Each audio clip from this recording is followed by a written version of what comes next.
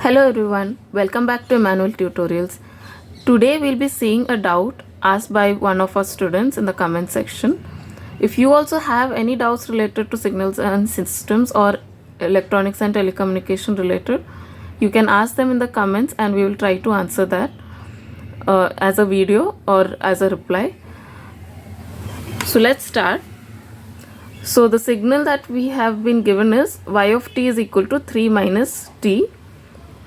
What we will do is to make it easier to draw it, we'll divide it into two parts. First we'll take the first part as 3, that is x1 of t will be 3, x2 of t will be t, and this is a continuous time signal.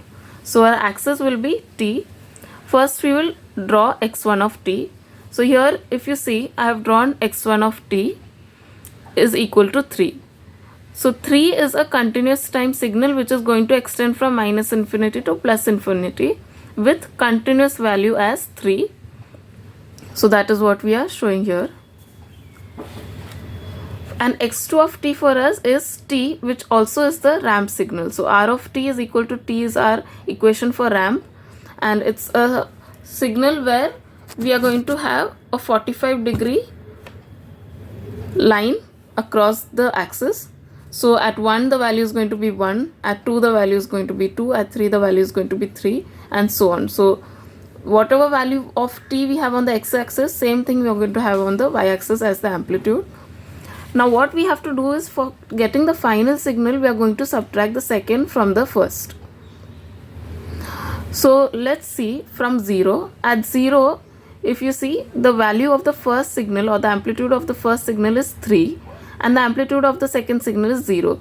So at 0, 3 minus 0 is 3. So our resultant signal amplitude will be 3. Similarly, at 1, it is going to be 3 minus 1, because in the second signal amplitude is 1 at t equal to 1. So 3 minus 1 is 2. Similarly, at 2 it will be 3 minus 2 is 1. And at 3 it will be 3 minus 3 is 0. So if you see this, that's what you're getting. So 3 minus 1 is 2, 3 minus 2 is 1, 3 minus 3 is 0. Similarly, 3 minus 4 is minus 1. And if you go to the left hand side of the y-axis, here we are going to have 3 minus minus 1, that is 4. 3 minus minus 2, that is 5. So that's going to be a continuous straight line that we can just draw by plotting the points. So if you still have confusion, you can also take in between points, because this is a continuous time signal.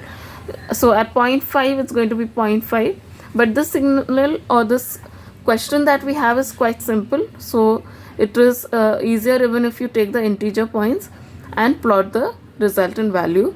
So this is what we will be having as the final output.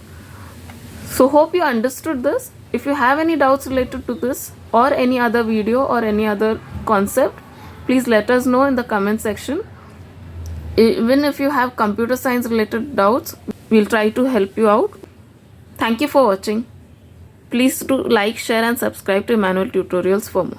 Thank you.